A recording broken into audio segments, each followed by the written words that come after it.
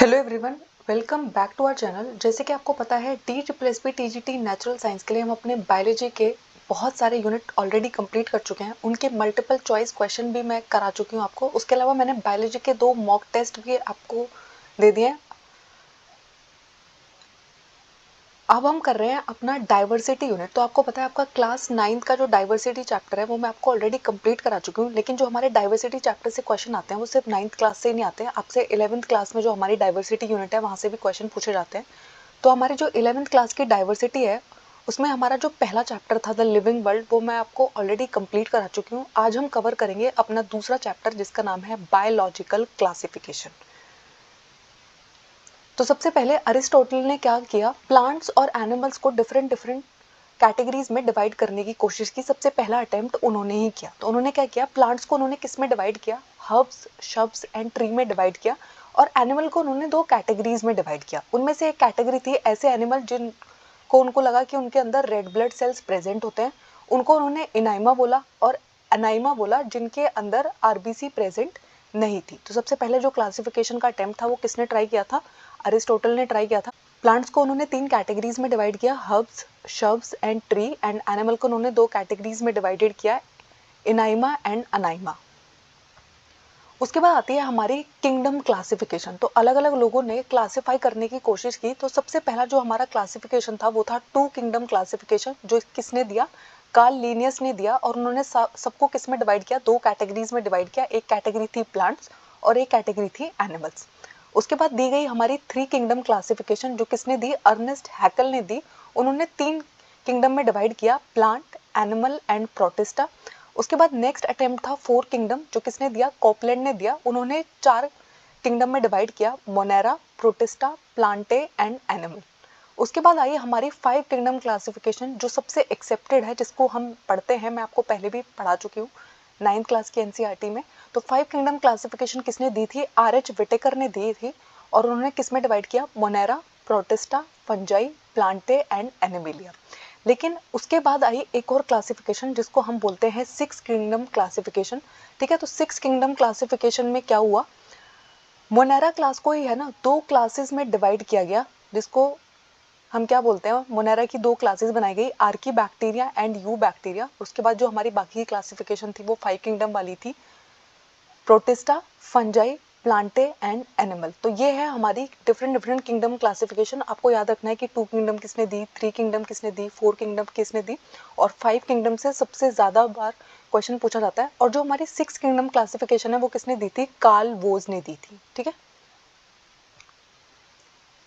तो हमारी जो 5 किंगडम क्लासिफिकेशन है जिसको सबसे ज़्यादा एक्सेप्ट किया जाता है वो है आर.एच. विटेकर ने दी थी। 6 किंगडम क्लासिफिकेशन किसने दी है, कार्ल वोज ने दी है। ठीक है, अब 5 किंगडम क्लासिफिकेशन जो है उसमें क्लासिफिकेशन किस बेसिस पे क्या है, जब भी आप किसी को डिवाइड करते हैं, क्लासीफाई करते हैं, तो बहुत सारी चीज़ों को आप बेसिस बनाते हैं। ठीक है, तो आर.एच. विटेकर ने क्या क्या बेसिस रखे थे, सेल के स्ट्रक्चर को उन्होंने देखा, बॉडी की ऑर्गेनाइजेशन कैसी है इसको उन्होंने देखा, किस टाइप का न्यूट्रिशन है, ठीक है, ऑटोट्रॉपिक है, हेटेरोट्रॉपिक है, सेप्रोफिटिक है, किस टाइप का न्यूट्रिशन है ये देखा, रिप्रोडक्शन का तरीका क्या है, और फाइलोजेनेटिक रिलेशनशिप के बेसिस पर उन्होंने ये 5 किंगडम क्लासिफिकेशन बनाया। ठीक है,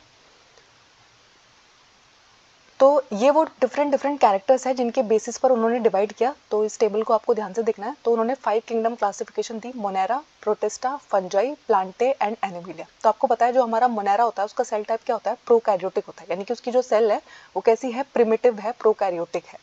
उसके बाद हमारा जो प्रोटिस्टा टू एनिमिलिया है वो उन सब का सेल टाइप क्या है, यूकैरियोटिक ऑर्गेनिजम्स होते हैं। उसके अलावा जो सेल वॉल है मोनेरा की वो किससे बनी हुई है, पॉलीसैकेराइड और अमाइनो एसिड से बनी है। प्रोटिस्टा में कुछ के अंदर आपको सेल वॉल देखने को मिलती है। फंजाई की जो सेल वॉल होती है वो काइटिन से बनी होती है, और हमारे प्लांट्स की जो सेल वॉल होती है वो सेल्यूलोज से बनी होती है। और ये बात आपको ध्यान रखनी है कि हमारे जो एनिमल्स होते हैं उनके अंदर सेल वॉल प्रेजेंट ही नहीं होती है। उसके बाद आता है न्यूक्लियर मेम्ब्रेन। तो हमारे मोनेरा के अंदर न्यूक्लियर मेम्ब्रेन प्रेजेंट नहीं होती क्योंकि यहाँ पर सेल कैसी है, प्रोकैरियोटिक सेल है। लेकिन हमारी जो बाकी की किंगडम है उनके अंदर न्यूक्लियर मेम्ब्रेन प्रेजेंट होती है। उसके अलावा अगर आप बॉडी को देखोगे तो सेलुलर लेवल की बॉडी आपको दिखाई देती है, यानी कि सिर्फ सेल से बनी होती है हमारी मोनेरा की बॉडी। प्रोटिस्टा की बॉडी भी जो है वो मोस्टली सेलुलर लेवल ही होती है। फंजाई की बॉडी जो होती है वहाँ पर मल्टी सेलुलर बॉडी आपको देखने को मिल जाती है। हमारे प्लांट्स और एनिमल्स में टिश्यू, ऑर्गन सिस्टम ये सब भी आ जाते हैं। उसके बाद होता है मोड ऑफ न्यूट्रिशन। तो जो हमारा मोनेरा है उसके अंदर आपको ऑटोट्रॉपिक न्यूट्रिशन भी देखने को मिलता है और हेटेरोट्रॉपिक न्यूट्रिशन भी देखने को मिलता है, ठीक है। दोनों टाइप का न्यूट्रिशन शो करते हैं हमारे मोनेरा किंगडम के ऑर्गेनिजम्स। प्रोटिस्टा जो होता है हमारा, उसके अंदर आपको फोटोट्रॉपिक एंड हेटेरोट्रॉपिक दोनों टाइप का न्यूट्रिशन देखने को मिलता है। उसके बाद आती है हमारी फंजाई जो हमेशा हेटेरोट्रॉपिक न्यूट्रिशन दिखाती है। ये बात आपको याद रखनी है कि हमारी जो फंजाई होती है उसके अंदर आपको कभी भी ऑटोट्रॉपिक न्यूट्रिशन देखने को नहीं मिलता है। उसके बाद आते हैं हमारे प्लांट्स जो ऑटोट्रॉपिक होते हैं क्योंकि वो अपना खाना खुद बना सकते हैं, तो वो क्या दिखाते हैं, ऑटोट्रॉपिक न्यूट्रिशन दिखाते हैं। उसके बाद आते हैं एनिमल्स। तो आपको पता है एनिमल्स हमेशा अपने खाने के लिए दूसरे पर डिपेंड रहते हैं, तो वो भी क्या होते हैं, नेचर में हेटेरोट्रॉपिक होते हैं। होलोजोइक टाइप का न्यूट्रिशन वो दिखाते हैं, यानी कि अपने फूड को वो इंजेस्ट करते हैं अपनी बॉडी के अंदर, और उनमें से कुछ है ना सेप्रोफिटिक भी हो सकते हैं, ठीक है। तो आपको ये टेबल बहुत ध्यान से याद रखनी है। आपसे पूछा जा सकता है, सेल वॉल के ऊपर क्वेश्चन पूछा जा सकता है, किस टाइप का बॉडी स्ट्रक्चर है ये पूछा जा सकता है। और मोनेरा क्लास को अगर आप देखोगे ना तो सबसे डिफरेंट टाइप्स के न्यूट्रिशन अगर कोई दिखा रहा है तो वो कौन दिखा रहा है, मोनेरा दिखा रहा है। आपको यहाँ पर कीमोसिंथेटिक न्यूट्रिशन भी देखने को मिलता है, फोटोसिंथेटिक भी देखने को मिलता है, सेप्रोफिटिक भी मिलता है और पैरासिटिक भी मिलता है। तो सबसे पहले हम पढ़ेंगे अपनी सबसे पहली किंगडम को, जिसके अंदर आती है हमारी किंगडम मोनेरा। तो आपको पता है हमारी जो किंगडम मोनेरा है इसका जो सोल मेंबर है, यानी कि सबसे ज़्यादा जो मेंबर यहाँ पर प्रेजेंट होता है, इसके अंदर कौन रखे गए हैं, हमारे सारे बैक्टीरिया। तो किंगडम मोनेरा का सोल मेंबर कौन होता है, बैक्टीरिया होता है। सबसे अबंडेंट माइक्रो ऑर्गेनिजम्स है, कहाँ देखने को नहीं मिलते हैं माइक्रो ऑर्गेनिज्म, एक्सट्रीम हैबिटेट में देखने को मिलते हैं, यानी कि अगर आप किसी गर्म पानी के झरने को देख रहे हैं वहाँ भी मिल जाएंगे, डेजर्ट को देख रहे हैं वहाँ भी मिल जाएंगे, अगर आप कहीं पे स्नो में है वहाँ पर भी आपको माइक्रो ऑर्गेनिज्म देखने को मिलेंगे, डीप बहुत ही ज़्यादा डीप ओशंस के अंदर अगर आप है वहाँ भी आपको बैक्टीरिया देखने को मिलते हैं। तो बहुत ही एक्सट्रीम हैबिटेट में रह सकते हैं आपके मोनेरा फैमिली के मेंबर्स, ठीक है। और बहुत सारे ऐसे मेंबर होते हैं, बहुत सारे ऐसे बैक्टीरिया प्रेजेंट होते हैं जो दूसरों के ऊपर रह रहे होते हैं, दूसरों की बॉडी के ऊपर रह रहे होते हैं। तो वो कैसे वर्क करते हैं, एक पैरासाइट की तरह भी रह सकते हैं। उसके बाद है ना, बैक्टीरिया को हमने 4 कैटेगरीज में डिवाइड किया है on the basis of their shape, यानी कि अगर आप उनकी शेप देखोगे ना उसके बेसिस पर वो 4 बेसिस पर डिवाइडेड है। और इसको ध्यान से पढ़ेगा क्योंकि यहाँ से क्वेश्चन पूछा जाता है, आपसे पूछ लिया जाता है कि स्फेरिकल शेप्ड का अगर बैक्टीरिया है तो उसको आप क्या बुलाते हैं। तो हमारा जो स्फेरिकल शेप्ड का बैक्टीरिया होता है उसे हम कोकस या फिर कोकाई बुलाते हैं। हमारा जो रोड शेप्ड का बैक्टीरिया होता है उसे हम बेसिलस बुलाते हैं। हमारा जो कॉमा शेप्ड का बैक्टीरिया होता है उसे हम विब्रियम बुलाते हैं, और जो हमारा स्पाइरल शेप का बैक्टीरिया होता है उसे हम स्पाइरलम बुलाते हैं, ठीक है। तो ये 4 हमारे टाइप होते हैं ऑन द बेसिस ऑफ उनकी शेप कैसी है, वो देखने में कैसे हैं, ठीक है। तो आपको याद रखना है कि 4 कैटेगरीज में डिवाइडेड होते हैं, कोकस, बेसिलस, विब्रियम या फिर स्पाइरल। उसके बाद है ना, बैक्टीरिया फैमिली के मेंबर्स है ना सबसे ज़्यादा वैरायटी दिखाते हैं न्यूट्रिशन में, यानी कि वो ऑटोट्रॉपिक भी हो सकते हैं, यानी कि वो अपना खाना इनऑर्गेनिक सबस्ट्रेट से खुद बना सकते हैं, यानी कि फोटोसिंथेसिस भी दिखा सकते हैं, कीमोसिंथेटिक ऑटोट्रॉपिज्म भी दिखा सकते हैं। इसका मतलब क्या है, अगर उनके पास कोई इनऑर्गेनिक सबस्ट्रेट है उसका इस्तेमाल करके वो अपना खाना खुद बना सकते हैं, इसको हम क्या बोलते हैं, कीमोसिंथेटिक ऑटोट्रॉप बोलते हैं, ठीक है। उसके अलावा हमारे बहुत ज़्यादा मेजॉरिटी ऑफ बैक्टीरिया जो होते हैं वो हेटेरोट्रॉप होते हैं, यानी कि वो दूसरे ऑर्गेनिज्म पर डिपेंड करते हैं अपने खाने के लिए, ठीक है। अपना खाना प्राप्त करने के लिए वो दूसरे ऑर्गेनिज्म पर डिपेंड करते हैं। बहुत सारे ऐसे बैक्टीरिया भी है जो अपना खाना खुद बना सकते हैं, और बहुत सारे ऐसे बैक्टीरिया भी है जो अपने खाने के लिए दूसरे पर डिपेंड रहते हैं। तो उसके बाद है ना, हमारे जो मोनेरा किंगडम है वो कार्ल वोज ने उसे 2 टाइप में, सब टाइप में डिवाइड किया, जिसको हम बोलते हैं 6 किंगडम क्लासिफिकेशन। तो उसमें से पहला टाइप था आर्की बैक्टीरिया और दूसरा था यू बैक्टीरिया। तो अब हम पढ़ेंगे आर्की बैक्टीरिया को। तो ये जो बैक्टीरिया है आर्की बैक्टीरिया, ये इतने फेमस क्यों है, क्योंकि ये है ना एक्सट्रीम हार्श हैबिटेट में रह सकते हैं, यानी कि बहुत ही एक्सट्रीम, जहाँ पर आपको ऐसा लगेगा ना यहाँ पर तो कोई लाइफ पॉसिबल ही नहीं है, यहाँ तो कोई लिविंग ऑर्गेनिज्म हमें मिल ही नहीं सकता, वहाँ पर भी आपको कौन मिल जाएगा, आर्की बैक्टीरिया मिल जाता है, ठीक है। आपको यहाँ पर 3 टाइप के बैक्टीरिया उन्होंने बता रखे हैं जो जिनको हम आर्की बैक्टीरिया के अंदर रखते हैं। पहले होते हैं हेलोफाइल्स। तो ऐसे बैक्टीरिया जो बहुत ही सॉल्टी एरिया में रह सकते हैं, यानी कि वहाँ पर अगर नमक की कॉन्सेंट्रेशन बहुत ज़्यादा हाई है तो भी वहाँ पर वो बैक्टीरिया रहेंगे, और उनको हम क्या बुलाते हैं, हेलोफाइल्स बुलाते हैं। उसके बाद आते हैं थर्मो एसिडोफाइल्स। तो ऐसे बैक्टीरिया जो बहुत ज़्यादा गर्म झरना है ना, पानी का गर्म झरना है उसके अंदर रहते हैं, उनको हम क्या बोलते हैं, थर्मो एसिडोफाइल्स बोलते हैं। उसके बाद ऐसे बैक्टीरिया जो मार्शी एरिया में रहते हैं, जहाँ पर बहुत ज़्यादा मीथेन गैस प्रोड्यूस हो रही होती है, और हमारे जो रूमिनेंट एनिमल होते हैं, हमारे जो कैटल एनिमल होते हैं उनके अंदर भी देखने को मिलते हैं, इनको हम क्या बोलते हैं, मिथेनोजेंस बोलते हैं। तो जहाँ भी आपको दिखता है मीथेन गैस का प्रोडक्शन हो रहा होता है वहाँ पर ये बैक्टीरिया मिलते हैं। तो मार्शी एरिया में भी मिल सकते हैं, हॉट स्प्रिंग के अंदर भी मिल सकते हैं और बहुत ज़्यादा सॉल्टी एरिया वहाँ भी मिल सकते हैं। अब बार बार यहाँ से एक क्वेश्चन पूछा जाता है कि आर्की बैक्टीरिया दूसरे बैक्टीरिया से अलग कैसे है।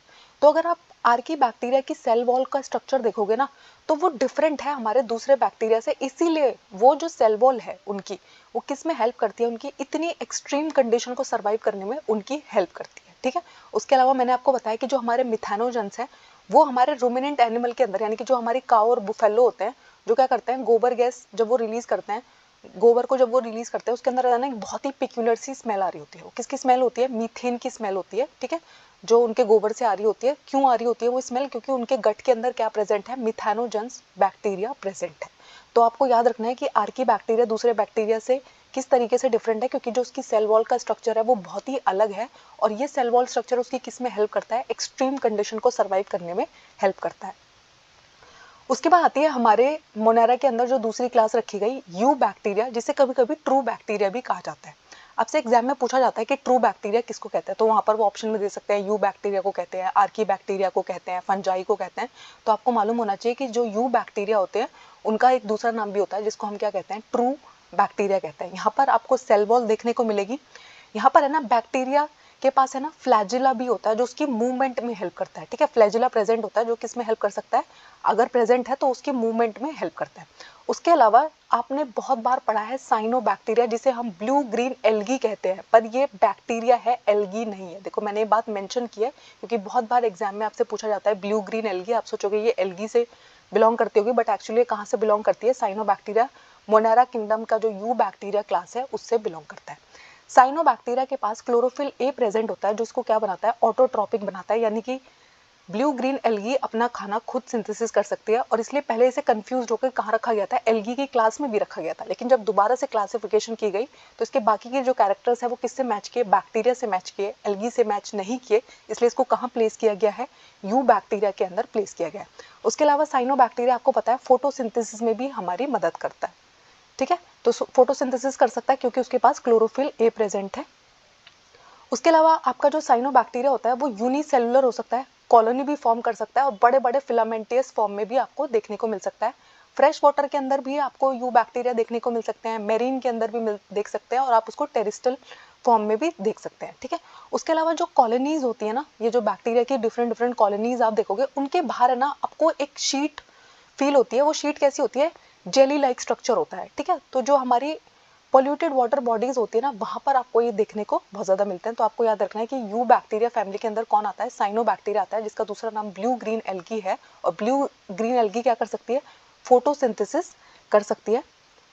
उसके अलावा आपको पता है ये हमारे है ना नाइट्रोजन फिक्सेशन में भी हेल्प करते हैं। तो हमारे जो साइनोबैक्टीरिया होता है वो एटमॉस्फेरिक नाइट्रोजन को ऐसी फॉर्म में कन्वर्ट कर सकते हैं जिसको प्लांट इस्तेमाल कर सकते हैं, और इनके पास एक स्ट्रक्चर प्रेजेंट होता है जिसको हम हेटेरोसिस्ट बोलते हैं। देखो यहाँ पर मैंने नॉस्टॉक का एक डायग्राम लगाया जिसके अंदर मैंने आपको एक स्ट्रक्चर दिख रहा है जो क्या कहलाता है, हेटेरोसिस्ट कहलाता है। ठीक है, तो नॉस्टॉक और एनाबीना जो है वो क्या कर सकते हैं, एटमॉस्फेरिक नाइट्रोजन को फिक्स कर सकते हैं। तो हेटेरोसिस्ट क्यों प्रेजेंट होता है, कभी कभी एग्जाम में आपसे पूछा जाता है कि हेटेरोसिस्ट क्यों प्रेजेंट होता है।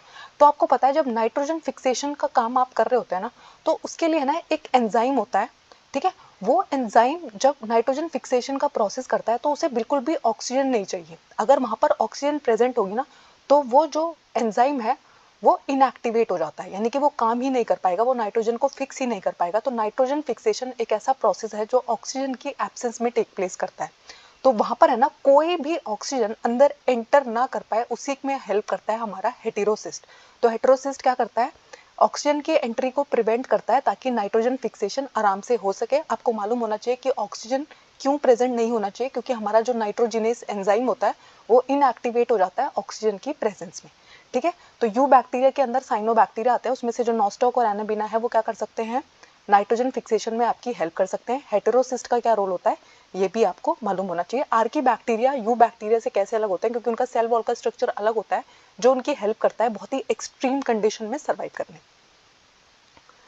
उसके बाद आता है कीमोसिंथेटिक ऑटोट्रॉपिक बैक्टीरिया। तो मैंने आपको बताया कि यहाँ पर है ना बहुत सारे इनऑर्गेनिक सब्सटेंस, यानी कि नाइट्रेट्स, अमोनिया, अगर ये सब कुछ प्रेजेंट है, इसका इस्तेमाल करके वो क्या कर लेते हैं, एनर्जी बना लेते हैं, एटीपी का प्रोडक्शन कर लेते हैं, और ये हमारी किस में हेल्प करते हैं, आपको पता है हमारे इन्वायरमेंट में ना बहुत सारी साइकिल टेक प्लेस कर रही होती है, नाइट्रोजन साइकिल होती है, फॉस्फोरस साइकिल होती है, आयरन, सल्फर, तो इन सब की रिसाइकलिंग, न्यूट्रिएंट्स की रिसाइकलिंग हमारे इन्वायरमेंट में भी ये हेल्प करते हैं हमारे कीमोसिंथेटिक ऑटोट्रॉपिक बैक्टीरिया। तो ये अपना खाना कैसे बना रहे हैं, इनऑर्गेनिक सब्सटेंस का इस्तेमाल करके बना रहे हैं। तो इनके अंदर कैसा न्यूट्रिशन देखने को मिलता है, ऑटोट्रॉपिक न्यूट्रिशन भी देखने को मिलता है, कीमोसिंथेटिक ऑटोट्रॉपिक न्यूट्रिशन भी देखने को मिलता है, हेटेरोट्रॉपिक भी हो सकते हैं, पैरासाइट भी हो सकते हैं। ये है हमारे मोनेरा किंगडम। ठीक है, उसके बाद है ना हेटेरोट्रॉपिक बैक्टीरिया जो मोनेरा के अंदर प्रेजेंट होते हैं वो बहुत ज़्यादा अबंडेंट होते हैं, बहुत ज़्यादा बैक्टीरिया देखने को मिलते हैं। उसके अलावा हमारे बैक्टीरिया का क्या रोल होता है, आपको पता है हमारे बहुत सारे बैक्टीरिया एज डिकम्पोजर्स वर्क करते हैं और हमारी है ना बहुत ज़्यादा हेल्प करते हैं। देखो, बैक्टीरिया की मदद से ही हम अपने दूध को किस में कन्वर्ट कर पाते हैं, कर्ड में कन्वर्ट कर पाते हैं, जिसके लिए कौन रिस्पॉन्सिबल होता है, हमारा लैक्टोबैसिलस बैक्टीरिया रिस्पॉन्सिबल होता है। उसके अलावा जो हमारा एंटीबायोटिक्स बनती है, नाइट्रोजन फिक्स होती है, ठीक है, ये सारे के सारे प्रोसेस में हमारी हेल्प कौन करता है, बैक्टीरिया करता है। ठीक है, उसके अलावा है ना कुछ ऐसे पैथोजेंस भी होते हैं जो हमें ना बहुत सारी बीमारियां देते हैं, हमारे प्लांट्स को बहुत ज़्यादा हार्म पहुंचाते हैं, जैसे कि कॉलेरा है। ठीक है, तो विब्रियो कॉलेरा नाम के बैक्टीरिया की वजह से हमें कॉलेरा की बीमारी हो जाती है। सैल्मोनेला टाइफी नाम के बैक्टीरिया की वजह से हमें टाइफॉइड हो जाता है। ठीक है, तो ऐसे ही है ना सिट्रस कैंकर, टिटनस, ये सारी ऐसी बीमारियां जो हमें किसकी वजह से होती है, बैक्टीरिया की वजह से होती है। तो बहुत सारे बैक्टीरिया हमारे फ्रेंड्स भी होते हैं और बहुत सारे बैक्टीरिया हमारे लिए बहुत हार्मफुल भी होते हैं, पैथोजेंस की तरह भी एक्ट करते हैं। उसमें से एक होता है माइकोप्लाज्म बैक्टीरिया जो हमारी मोनेरा किंगडम के अंदर ही आता है। तो माइकोप्लाज्म बैक्टीरिया की 4 स्पेशल बातें होती है जो आपको याद रखनी है। सबसे पहली बात, आपने हमेशा पढ़ा है सबसे स्मॉलेस्ट सेल कौन होती है, तो आपको पता है हमारा जो माइकोप्लाज्म होता है ना वो सबसे स्मॉलेस्ट सेल है। ठीक है, तो सेल वॉल नहीं होती है, पहली बात आप देखोगे माइकोप्लाज्मा के पास कोई भी सेल वॉल प्रेजेंट नहीं होती, स्मॉलेस्ट लिविंग सेल है माइकोप्लाज्म। उसके अलावा ये बिना ऑक्सीजन के सर्वाइव कर सकते हैं, इनको भी ऑक्सीजन की कोई ज़रूरत नहीं है अपने सर्वाइवल के लिए। और ये हमें है ना प्लांट्स और एनिमल्स को एक्चुअली हमारी कोई हेल्प नहीं करते हैं, ये हमें बीमारियां देते हैं, तो पैथोजेनिक होते हैं, इनकी वजह से बहुत सारी बीमारियां हमें होती है। और इनका जो बैक्टीरिया का रिप्रोडक्शन होता है, यानी कि हमने मोनेरा किंगडम के अंदर आर्की बैक्टीरिया पढ़े, यू बैक्टीरिया पढ़े, माइकोप्लाज्म पढ़े, तो हमारा जो बैक्टीरिया है वो मल्टीप्लाई किस तरीके से करता है, रिप्रोडक्शन किस तरीके से करता है। तो बैक्टीरिया किस किस तरीके से रिप्रोड्यूस कर सकता है, फिजन के थ्रू, यानी कि वो टूट जाता है, फिजन दिखाता है। उसके अलावा एंडोस्पोर, यानी कि अगर अनफेवरेबल सिचुएशन चल रही है, बैक्टीरिया के लिए अनफेवरेबल सिचुएशन चल रही है, तो वो क्या बना लेता है, एक स्पोर बना लेता है, यानी कि अपने बाहर कुछ कवरिंग कर लेगा, उसको हम क्या बुलाते हैं, एंडोस्पोर बुलाते हैं। उसके अलावा कॉन्जुगेशन, तो कॉन्जुगेशन में क्या होता है, एक बैक्टीरिया का जो जेनेटिक मटेरियल है ना वो दूसरे बैक्टीरिया के अंदर ट्रांसफर हो रहा होता है। तो ये है ना ट्रू सेक्सुअल रिप्रोडक्शन नहीं है, इस जेनेटिक मटेरियल ट्रांसफर को आप सेक्सुअल रिप्रोडक्शन के साथ कंफ्यूज मत कीजिएगा, और इसलिए हम इसको क्या बोलते हैं, कॉन्जुगेशन बोलते हैं। तो आपको याद रखना है कि बैक्टीरिया के अंदर रिप्रोडक्शन कैसे होता है, फिजन के मेथड से होता है, एंडोस्पोर के मेथड से होता है और कॉन्जुगेशन के मेथड से होता है।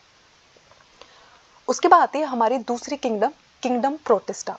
तो पहली किंगडम मोनेरा में आई थिंक आपको कोई डाउट नहीं होगा। अब हम बात करेंगे अपनी दूसरी किंगडम जो यूनिसेल्युलर है। हमारे जो मोनेरा थी ना वो भी यूनिसेल्युलर थी और प्रोकैरियोटिक थी, लेकिन हमारा जो प्रोटिस्टा है वो यूनिसेल्युलर तो है लेकिन वो यूकैरियोटिक होता है। पहली बात तो ये मोस्टली एक्वेटिक होता है, यानी कि हमेशा आपको कहाँ पर देखने को मिलेंगे, पानी के अंदर देखने को मिलेंगे। इनमें से कुछ के पास फ्लैजिला प्रेजेंट होता है, कुछ के पास सीलिया प्रेजेंट होता है, जो इनकी किस में हेल्प करता है, मूवमेंट में हेल्प करता है। उसके अलावा जो हमारे प्रोटिस्टा होते हैं वो सेक्सुअली और एसेक्सुअली दोनों मेथड से रिप्रोड्यूस करते हैं, जाइगोट का भी फॉर्मेशन होता है यहाँ पर। उसके अलावा हमारा प्रोटिस्टा जो है उसको हमने 5 क्लासेस में सब डिवाइड किया है। देखो, अभी हमने मोनेरा को पढ़ा, मोनेरा के अंदर 2 डिवीजन थे, एक था आर्की बैक्टीरिया और एक था यू बैक्टीरिया। वैसे जब हम प्रोटिस्टा को पढ़ेंगे तो उसके अंदर क्या क्या पढ़ेंगे हम, chrysophytes, dinoflagellates, euglenoids, slime moulds और प्रोटोजोआस। ठीक है, अब एक एक करके हम इनको पढ़ना स्टार्ट करते हैं। सबसे पहले आते हैं हमारे क्राइजोफाइट्स।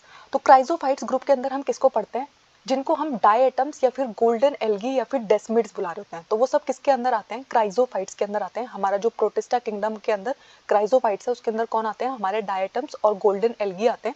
ये फ्रेश वाटर के अंदर भी देखने को मिलेंगे आपको और मेरीन वाटर के अंदर भी देखने को मिलेंगे। इनमें से ज़्यादातर क्या होते हैं, फोटोसिंथेटिक होते हैं, यानी कि अपना खाना खुद बनाते हैं, फोटोसिंथेसिस शो करते हैं। अब हम पढ़ेंगे डायटम्स। तो आपको पता है डायटम्स का जो सेल वॉल होता है ना वो इस तरीके का होता है कि 2 ओवरलैपिंग सेल जो है वो एक दूसरे के ऊपर ओवरलैप कर रही होती है, और आपको है ना ऐसा लगेगा जैसे कोई सोप बॉक्स को आप देख रहे हो। ठीक है, और इनकी जो वॉल्स होती है उसके अंदर है ना बहुत सारा सिलिका प्रेजेंट होता है, इसलिए जो इसकी वॉल्स है उसको बहुत आराम से आप तोड़ नहीं सकते, इनडिस्ट्रक्टिबल है, क्यों? क्योंकि वहाँ पर क्या प्रेजेंट है? सिलिका प्रेजेंट है जो उसको टूटने नहीं देता है, ठीक है। उसके अलावा जहाँ पर भी आप डाई एटम्स देखोगे ना, वहाँ पर उनकी सेल वॉल है ना बहुत सारा डिपॉजिट छोड़ देती है, बहुत सालों से, बिलियन ऑफ ईयर से वहाँ पर बहुत सारा जो एक्यूमुलेशन हो रहा है, सिलिका का एक्यूमुलेशन हो रहा है, तो इसको हम क्या बोलते हैं? डायटोमेशियस अर्थ बोलते हैं, ठीक है। बहुत बार आपसे एग्जाम में पूछा जाता है कि डायटोमेशियस अर्थ आपको कहाँ देखने को मिलता है, तो सिलिका के डिपोजिशन की वजह से इसको हम क्या बुलाते हैं? बहुत सारा जो एक्यूमुलेशन हो गया है सेल वॉल का, इसको हम डायटोमेशियस अर्थ बुलाते हैं, ठीक है। उसके अलावा जो ये डायटोमेशियस अर्थ है, ये हमारे किस काम आती है? इस वाली सॉइल का इस्तेमाल हम करते हैं पॉलिशिंग में, ऑयल के फिल्ट्रेशन में, हमारे सिरप के फिल्ट्रेशन में, ठीक है। तो एक काम आती है, इसका कमर्शियल प्रोडक्शन हमारी हेल्प करता है, ठीक है। उसके अलावा एग्जाम में बार बार पूछा जाता है कि चीफ प्रोड्यूसर कौन होता है ओशियंस के अंदर। अगर आप ओशियंस के अंदर चीफ प्रोड्यूसर की बात कर रहे हो तो कौन होता है? डाई एटम्स चीफ प्रोड्यूसर्स कहलाते हैं ओशन के, यानी कि सबसे ज्यादा जो आपको प्रोडक्शन होते हुए दिखता है ओशन में, इतना हाई प्रोडक्शन जो हो रहा होता है वो किसकी मदद से हो रहा होता है? डाई एटम्स की मदद से हो रहा होता है। उसके बाद आती है हमारी नेक्स्ट क्लास, जिसके अंदर कौन आते हैं? डाइनोफ्लैजिलेट्स आते हैं, ठीक है। ये भी है ना मोस्टली आपको मेरीन वाटर के अंदर देखने को मिलेंगे और फोटोसिंथेटिक होते हैं, यानी कि अपना खाना खुद बना सकते हैं। अब इनकी वजह से जब आप कभी समुद्र को देखोगे ना, आपको समुद्र येलो कलर का नजर आ सकता है, ग्रीन कलर का नजर आ सकता है, ब्राउन दिख सकता है, रेड दिख सकता है, ब्लू दिख सकता है। क्यों? क्योंकि हो सकता है डाइनोफ्लैजिलेट वहां पर बहुत ज्यादा रह रहे हैं और उनके अंदर जिस तरीके का पिगमेंट होगा उसी कलर का आपको अपना वाटर कलर नजर आ सकता है, ठीक है। अब इनकी जो सेल वॉल होती है वहां पर सेल्यूलोज प्लेट प्रेजेंट होती है आउटर सरफेस पर, ठीक है। स्टिफ सेल्यूलोज प्लेट प्रेजेंट होती है इसके आउटर सरफेस पर। उसके बाद क्या होता है? इनके पास है ना मोस्टली डाइनोफ्लैजिलेट्स, देखो डाइनोफ्लैजिलेट यानी कि दो फ्लैजिला प्रेजेंट है, यहाँ पर दो फ्लैजिला प्रेजेंट है, एक है लॉन्गिट्यूडिनल और दूसरा है ट्रांसवर्स, ठीक है। तो जो दो वॉल प्लेट्स है उनके बीच में एक ट्रांसवर्सली प्लेस्ड रहता है और एक लॉन्गिट्यूडनली प्लेस्ड रहता है। उसके बाद है ना बहुत बार आपने देखा होगा रेड टाइड्स, यानी कि पूरा का पूरा जो समुद्र है वो आपको रेड कलर का नजर आ रहा होता है। मोस्टली वो किसकी वजह से ऐसा नजर आ रहा होता है? रेड डाइनोफ्लैजिलेट की वजह से नजर आ रहा होता है। और उसका एग्जाम्पल कौन है? गोन्यूलिक्स, ठीक है। तो गोन्यूलिक्स की वजह से आपको पूरा का पूरा जो आपको समुद्र दिख रहा होता है, अगर वो रेड कलर का दिख रहा है तो वहां पर कौन प्रेजेंट है? रेड डाइनोफ्लैजिलेट प्रेजेंट है, जिसकी वजह से पूरा का पूरा समुद्र हमें लाल कलर का दिख रहा है। अब ये जो डाइनोफ्लैजिलेट है ना, ये बहुत ज्यादा टॉक्सिन्स रिलीज करते हैं और ये टॉक्सिन जो है वो दूसरे की जान भी ले सकते हैं। वहां पर जो मेरीन एनिमल्स रह रहे हैं, फिशेज रह रहे हैं, उनके लिए इतने हार्मफुल होते हैं कि उनकी जान तक ले सकते हैं। उसके बाद आती है हमारी नेक्स्ट क्लास, जिसको हम बोलते हैं यूग्लेनॉइड्स और यूग्लिना, ठीक है। तो ये क्या करता है? अभी जो हमने दो पढ़े वो आपको कहाँ देखने को मिलते हैं? मोस्टली मेरीन वाटर के अंदर देखने को मिलते हैं। लेकिन जो हमारा यूग्लिना होता है ना, जो हमारा रुका हुआ फ्रेश वाटर होता है ना, स्टेगनेंट फ्रेश वाटर होता है, उसके अंदर मोस्टली हमारा यूग्लिना रह रहा होता है। अब देखो उनके पास है ना सेल वॉल प्रेजेंट थी, ठीक है। तो यहाँ पर क्या प्रेजेंट होता है? सेल वॉल प्रेजेंट नहीं होती, लेकिन एक प्रोटीन की रिच लेयर होती है जिसको हम क्या बुलाते हैं? पेलिकल बुलाते हैं, जो इनकी बॉडी को है ना बहुत ही फ्लेक्सिबिलिटी प्रोवाइड करती है। यानी कि आपका जो यूग्लिना है ना, अगर आप उसको टच करोगे ना तो आपको बहुत ही फ्लेक्सिबल फील होगा, क्योंकि उसके बाहर आपको कोई सेल वॉल नजर नहीं आएगी। वहां पर क्या प्रेजेंट है? प्रोटीन की एक रिच लेयर प्रेजेंट है, जिसको हम क्या बोलते हैं? पेलिकल बोलते हैं, ठीक है। आपसे पूछा जा सकता है कि यूग्लिना जो है वो बाकी से कैसे अलग है, क्योंकि यहाँ पर क्या प्रेजेंट है?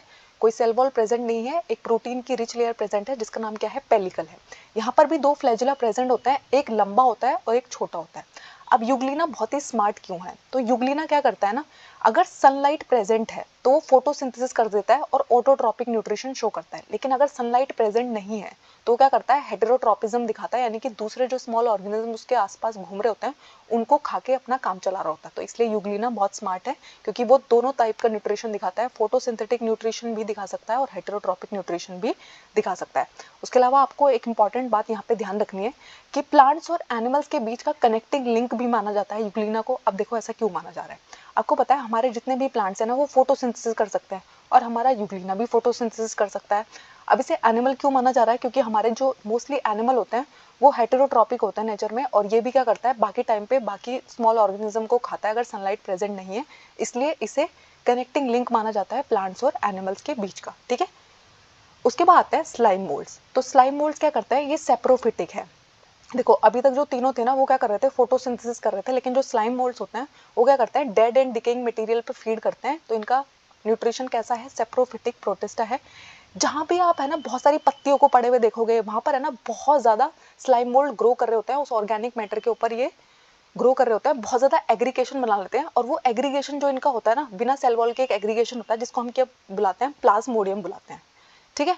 और ये है ना बहुत कई फीट दूर तक फैला रहता है, यानी कि सोचो एक जगह पे है ना बहुत सारे पत्ते पड़े हुए हैं, तो वहां पर है ना स्लाइम मोल्ड की बहुत सारी लेयर्स इकट्ठी हो जाएंगी, कई कई फीट तक स्लाइम मोल्ड वहां पर इकट्ठा हो जाएगा। ठीक है, अनफेवरेबल कंडीशन में क्या करते हैं, फ्रूटिंग बॉडी बना लेते हैं। ठीक है, जिसपे क्या होगा, स्पोर्स प्रेजेंट हो गए। अब ये जो स्पोर्स होते हैं इनके पास ट्रू वॉल्स प्रेजेंट रहती है, और ये ट्रू वॉल्स क्यों प्रेजेंट है, सोचो अनफेवरेबल सिचुएशन चल रही है, यानी कि स्लाइम मोल्ड को ग्रो करने के लिए जो सिचुएशन चाहिए वो नहीं चल रही है, तो तब तक है ना ये आउटर कवरिंग जो है इनको बचा के रखती है, और जैसे ही ये देखेंगे कि अभी कंडीशन एकदम फेवरेबल हो गई है, तो ये वहां पर दोबारा से शुरू हो जाएंगे, अपनी लाइफ स्टार्ट कर देंगे। ठीक है, उसके बाद आती है हमारी नेक्स्ट क्लास, जिसको हम क्या बोलते हैं, प्रोटोजोअन्स बोलते हैं।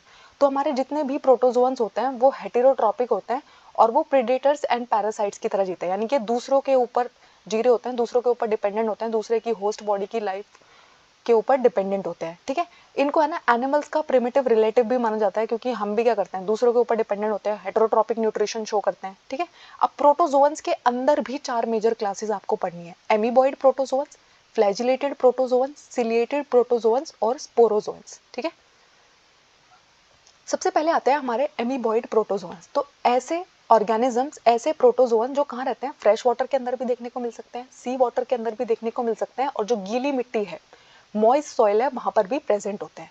ये क्या करते हैं, एमीबॉइड प्रोटोजोअन्स के अंदर ही आता है हमारा एमीबा। तो आपको पता है हमारा जो एमीबा होता है वो प्रोटिस्टा क्लास से बिलोंग करता है, और प्रोटिस्टा क्लास के भी कौन से उस क्लास से बिलोंग करता है, उसके अंदर जो एमीबॉइड प्रेजेंट है, क्योंकि एमीबा इसका नाम ही ये क्लास क्यों रखा गया, एमीबॉइड प्रोटोजोअन्स क्यों रखा गया, क्योंकि यहाँ पर जो शेप होगी वो कैसी होगी, अमीबा जैसी शेप होगी। और आपको पता है अमीबा के पास क्या प्रेजेंट होता है, स्यूडोपोडिया प्रेजेंट होता है। स्यूडोपोडिया का मतलब होता है फॉल्स फीट। ठीक है, ये फॉल्स फीट इसकी लोकोमोशन में हेल्प करता है। ठीक है, इनके सरफेस पे भी आपको सिलिका देखने को मिलता है।